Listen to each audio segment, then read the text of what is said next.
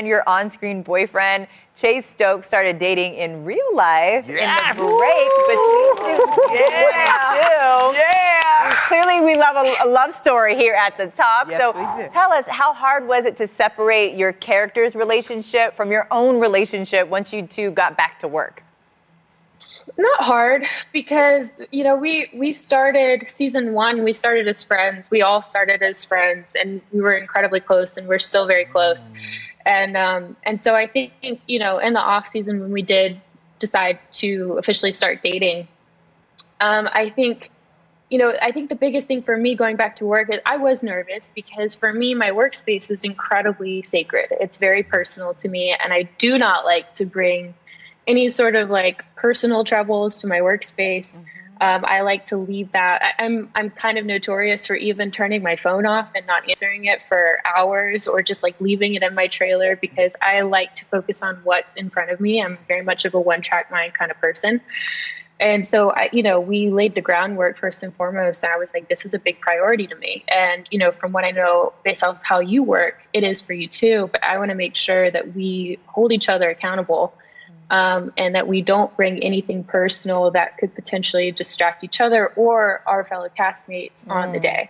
So it wasn't hard at all, and I really respect that about him and our relationship. This season, you not only had incredible fight scenes, but you were chased on foot, in a car, and by boat. So what was your most challenging action sequence?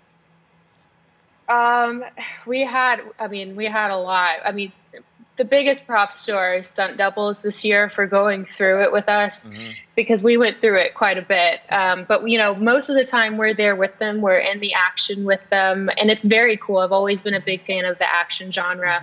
And it's really cool to be in a YA show that also is heavily involved in the action world.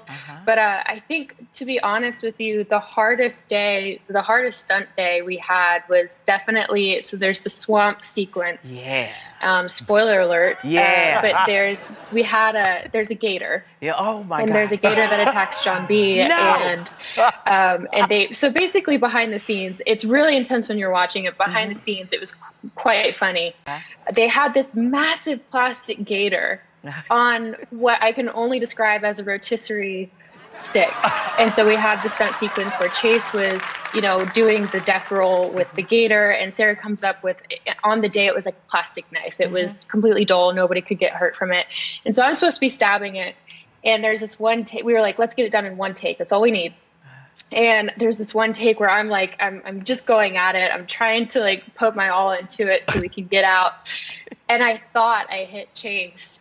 And I immediately called cut. Like, I would never, ever do that unless I felt like we needed to be out of the take, because I thought I got him. Like, I was really going at it.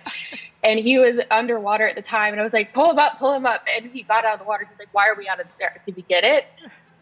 And I was like, no. I thought I stabbed you with the gotta go again. And he was mad, and I was mad at myself.